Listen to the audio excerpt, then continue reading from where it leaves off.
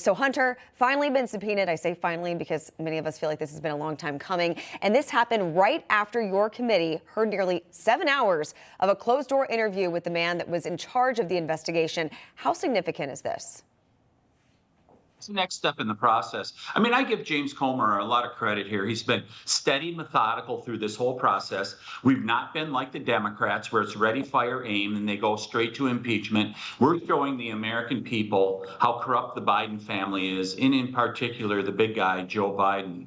And the Weiss testimony, I mean, added another brick in that wall that we are producing here, in that it reinforces what Gary Shapley and Mr. Ziegler, the IRS whistleblower, said. Once again, it corroborates their information and showing that they've been truthful every step of the way here in regards to the information they've been sharing about the Biden family and all the money that has flowed into the family's coffers.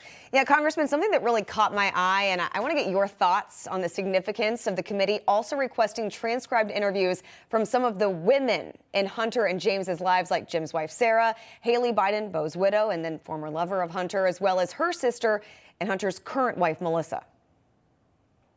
So, you know, the money was spread around the family, and so the subpoenas have come about because it is the next step in the process.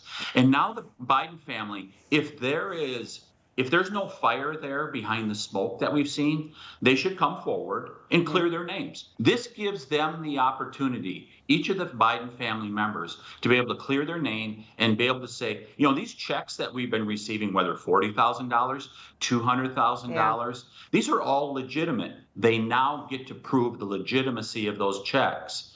We are very interested to see if they're actually legitimate. Oh, I think many of us are. Well, the Judiciary Committee also spent the day yesterday holding a hearing on free speech on college campuses, where you heard testimony about the surge in anti-Semitism across these universities since the October 7th Hamas attacks. What was your reaction to these witnesses yesterday? So, you know, powerful testimony by the young people. And what's very clear, I asked a young woman from the University of Iowa, why do administrators, why do they not get after the leftists? And also, why do the student organizations that are on the right, why do they never tear down posters? Why do they not try to stop people from being able to come in that are coming from the left side of the perspective? And the young woman from Iowa, she just said, I don't get it. I don't get it. Why these administrators will not take on the left on their campuses. And I got to tell you, I think it's fear. And it's the same thing you see with liberal Democrats out here in Washington, D.C., elected liberal Democrats. They will not take on the progressive left because the progressive left will come after them also. They don't care. They want their agenda. They will come after you if you attempt to block it in any way, shape, or form. And you're seeing that on college campuses. Yeah, and one of the witnesses was Jewish Cornell student Amanda Silberstein. She was detailing the violent threats against Jewish people on campus where she is when she was interrupted by a protester. Take a listen to this.